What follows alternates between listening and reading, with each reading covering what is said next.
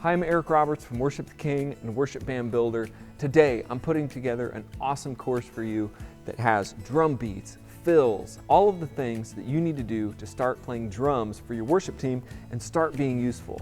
I started playing drums when I was about 8th grade because all my friends would come over and I was a guitar player and we just kind of switch around. So it became sort of second nature to me. There's a few things in this new Foundations bundle that I'm really excited about. Number one is you're just going to be able to start right off playing a beat. Number two, you're going to start learning how to play to a metronome, to a click track. That makes you a really solid drummer. If you'd like to start, just click the links in the description or go to worshipbandbuilder.com and look at all of the courses I have for you for drums and bass in the Drums and Bass bundle.